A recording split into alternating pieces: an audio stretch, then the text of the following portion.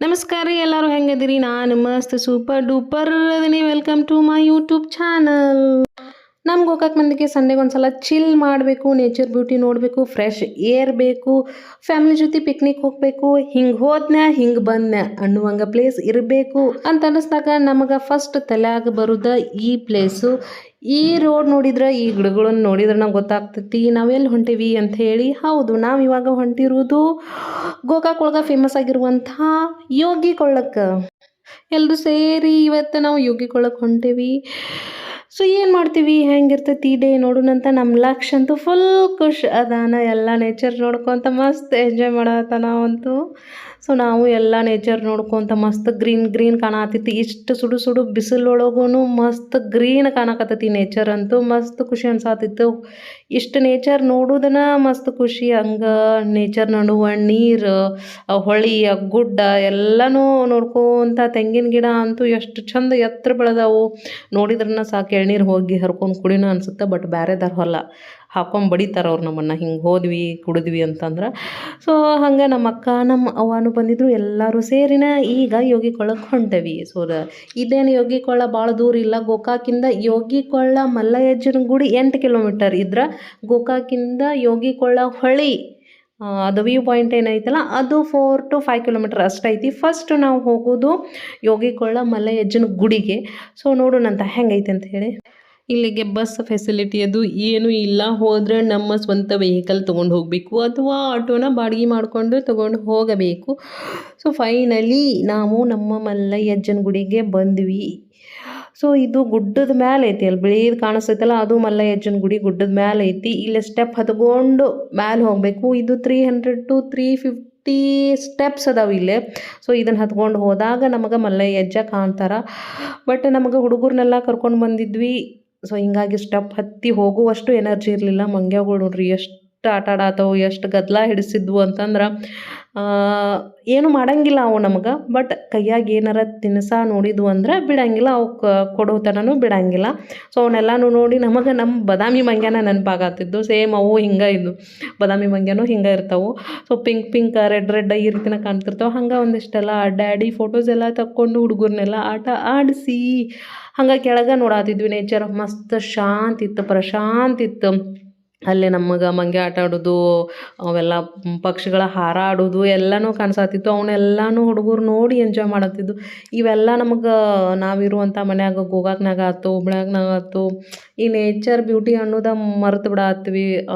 Birds ಸೌಂಡನ್ನ ಹೋಗ್ಬಿಟ್ಟತಿ. ಎಷ್ಟೋ ದಿನ ಆಯ್ತು ಬರ್ಡ್ಸ್ ಸೌಂಡ್ ಕೇಳಿನ, ಎಷ್ಟೋ ದಿನ ಆಯ್ತು. ಸೊ ಹಂಗೆ ಬರ್ಡ್ಸ್ ಎಲ್ಲನೂ ಇದು ಅದ್ರದ್ದು ಚಿಲಿಪಿಲಿ ಅಂತ ಏನು ಅಂತಿರ್ತಾವಲ್ಲ ಅದ್ರದ್ದು ಸೌಂಡನ್ನು ಕೇಳೇ ಇಲ್ಲ ನಾ ಎಷ್ಟೋ ದಿನ ಆಯ್ತು. ಸೊ ಹಂಗೆ ಒಂದಿಷ್ಟು ಬರ್ಡ್ಸ್ ನೋಡಾತಿದ್ವಿ, ಅವನ್ನ ಹಾರ್ಸಾತಿದ್ವಿ, ಹಂಗೆ ವಿಶ್ ಮಾಡ್ಕೊಂತ ಹಾರ್ಸಾತಿದ್ದು.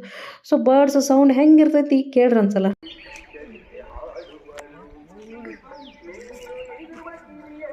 ಹಾರ್ಸೋಣ.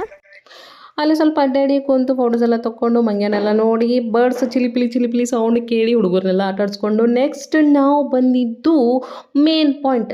ಇಲ್ಲಿ ನ್ಯಾಚುರಲ್ ಸ್ವಿಮ್ಮಿಂಗ್ ಪೂಲ್ ಅಂತಲೇ ಕರೆಯುವಂಥ ಪ್ಲೇಸಿಗೆ.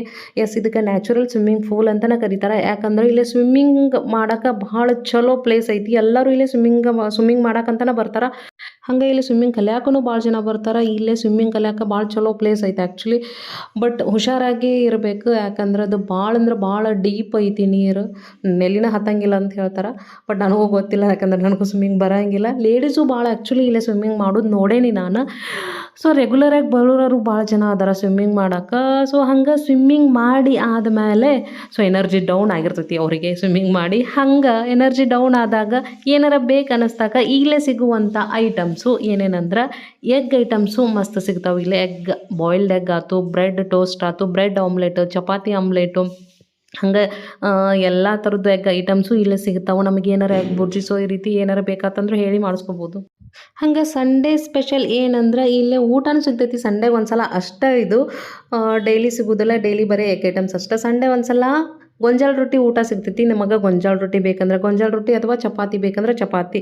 ಸೊ ಈ ರೀತಿ ಆಪ್ಷನ್ ಕೊಡ್ತಾರೆ. ಈ ಊಟದಾಗ ಏನೇನು ಇರ್ತೈತಿ ಅಂತಂದ್ರೆ ಕಾಳು ಪಲ್ಯ, ಸೋಯಾಬೀನ್ ಪಲ್ಯ, ಜುಣಕದ ವಡೆ, ನುಚ್ಚು, ಮೇನಾಗಿ ನುಚ್ಚು ಸಿಗ್ತೈತಿ, ಸಾಂಬಾರು, ಆಮೇಲೆ ಚಟ್ನಿ, ಉಪ್ಪಿನಕಾಯಿ. ಸೊ ಈ ರೀತಿ ಎಲ್ಲ ಥರದ್ದು ಚಟ್ನಿ ಹಾಕಿ ಪುಂಡಿ ಪಲ್ಯ ಹಚ್ಚಿ ಕೊಡ್ತಾರೆ. ಮಸ್ತ್ ಟೇಸ್ಟ್ ಇರ್ತೈತಿ. ಆ್ಯಕ್ಚುಲಿ ರೀಸನೇಬಲ್ ಪ್ರೈಸ್ 50 ಏನೋ 60 ರುಪೀಸ್ ಅಷ್ಟೇ ಐತಿ. ಸೊ ಮಸ್ತ್ ಟೇಸ್ಟ್ ಇರ್ತೈತಿ ಊಟ ಅಂತೂ. ಹಂಗೆ ಬ್ರೆಡ್ ಆಮ್ಲೆಟ್, ಆಮೇಲೆ chapati omelette, bread toast, so ಇವು ಎಲ್ಲನೂ ಮಸ್ತ್ ಟೇಸ್ಟ್ ಇದ್ದು. ಇವು ನಾವೆಲ್ಲನೂ ತಿನ್ನೋದು ನೋಡಿ ನಮ್ಮ ಲಕ್ಷ ಬೇಬಿನೂ ನನಗೂ ಬೇಕು ಅಂತೇಳಿ ಅಳಕತ್ಬಿಟ್ಟ. ಬಟ್ ಸಣ್ಣ ಹುಡುಗ ಆಗಿರೋದ್ರಿಂದ ನಮಗೆ ಅವನಿಗೆ ಇವನ್ನೆಲ್ಲನೂ ಕೊಡಕ್ಕೆ ಬರಲಿಲ್ಲ. ಹಂಗೆ ನಮ್ಮ ಯಾನ ಬೇಬಿ ಎಲ್ಲರೂ ಸ್ವಿಮ್ಮಿಂಗ್ ಮಾಡೋದು ನೋಡಿ ತಾನು ಸ್ವಿಮ್ ಮಾಡ್ತೀನಿ ಅಂತೇಳಿ ನೀರಾಗ ಇಳಿತೀನಿ ಅಂತೇಳಿ ಹೊಂಟಿದ್ಲು. ಬಟ್ ನೀರು ಭಾಳ ಡೀಪ್ ಇರೋದ್ರಿಂದ ನಾವು ಆಕಿನ ಬಿಡಲಿಲ್ಲ. ಹಂಗೆ ಇಲ್ಲಿ ಕಾಯಿಪಲ್ಯನೂ ಸಿಗ್ತೈತಿ. ನನಗೆ ಇವತ್ತು ಓದಾಕಿದ್ದು ಇಲ್ಲಿಯೂ ಕಾಯಿಪಲ್ಯ ಮಾರಾಕತ್ತಾರ ಅಂಥೇಳಿ. ಬಟ್ ಚಲೋ ಆ್ಯಕ್ಚುಲಿ. ಆಮೇಲೆ ಇದೆಲ್ಲ ಮುಗಿಸಿ ನಾವು ಮನೆಯ ಕರಡೆ ಹೊರಡುವ ಸಮಯವಾಯಿತು. ಬಾಯ್ ಲಕ್ಷ್, ಬಾಯ್ ಬಾಯ್ ಬಾಯ್ ಲಕ್ಷ್ಮ, ಬಾಯ್ ಬಾಯ್ ಬಾಯ್. ಸೊ ಮನೆಗೆ ಬಂದು ಎಲ್ಲ ಫ್ರೆಶ್ ಆಗಿ ನಾವು ಮತ್ತೆ ಹುಬ್ಬಳ್ಳಿ ಕಡೆ ಪಯಣವನ್ನು ಬೆಳೆಸಬೇಕಾಯಿತು. ಹಂಗೆ ಎಲ್ಲರ ಹೊಂಟಿವಿ ಅಂತಂದ್ರೆ ಗೋಕಾಕಿಂದ ಬರಬೇಕಾದ್ರೆ ಕರದಂಟು ತೊಗೊಂಡು ಬರಲಿಲ್ಲ ಅಂದ್ರೆ ನಮಗೆ ಸಮಾಧಾನ ಆಗಂಗಿಲ್ಲ. ಸೊ ಕರದಂಟು ತೊಗೊಂಡು ಮತ್ತು ನಾವು ನಮ್ಮ ಹುಬ್ಬಳ್ಳಿ ಕಡೆ ಬಂದ್ವಿ. ಬರೋದ್ರಾಗ ಸಂಜೆ ಆಗಿಬಿಟ್ಟಿತ್ತು. ಹಂಗೆ ಮನೆ ಮುಟ್ಟೋದ್ರಾಗ ರಾತ್ರಿ ಆಗಿಬಿಟ್ಟಿತ್ತು. ಸೊ ಸುಸ್ತಾಗಿತ್ತು. ಸೊ ಈ ಲಾಗ್ ನಿಮ್ಗೆ ಇಷ್ಟ ಆಗಿದ್ರೆ please like, share and subscribe ಮಾಡಿರಿ. Thank you for watching.